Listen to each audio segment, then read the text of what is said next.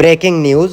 সুপ্রিয় দর্শক, আসসালামু আলাইকুম। সিলেটের গোয়েনঘাট উপজেলার বাংলাবাজার এলাকায় স্থানীয় জনতার হাতে আটক হয়েছেন দুইজন কথিত ইয়াবা ব্যবসায়ী। প্রত্যক্ষদর্শীদের দাবি, তাদের কাছ থেকে উদ্ধার করা হয়েছে 202 পিস ইয়াবা। দীর্ঘদিনের অভিযোগ ও নজরদারির পর এলাকাবাসী একত্রিত হয়ে তাদের আটক করেন। পরে আটক দুই ব্যক্তিকে জুতার মালা পরিয়ে জনসম্মুখে নিয়ে আসা হয়।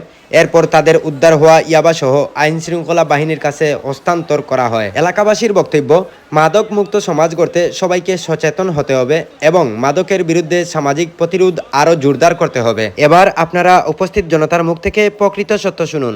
ইয়াবা কত পিস ছিল? 202 পিস সহকারে আমরা গণনা করছি। 202 পিস সহকারে আমরা এলাকার মানুষ। ইয়াবাগুলো কোথায় এখন? একটু দেখাও তো, ইয়াবাগুলো একটু দেখাও তো। আর কেউ নাই, আমরা বুঝছি। আপনি কেউ নাই, আপনি কাজ করেন কেন দিকে? কেন দিকে কাজ করে খাইলেন? এই ভাই না 3 ঘন্টা ধরে আমরা অবস্থায় আছি। আমরা 3 ঘন্টা ধরে কাগজ এলো,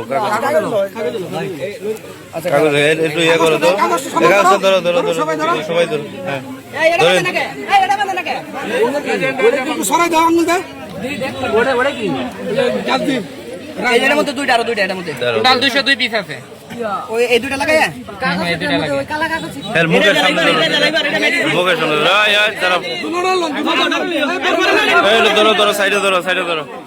এই দাঁড়াও, ওইদিকে তাকাও। মালাটা সহকারে।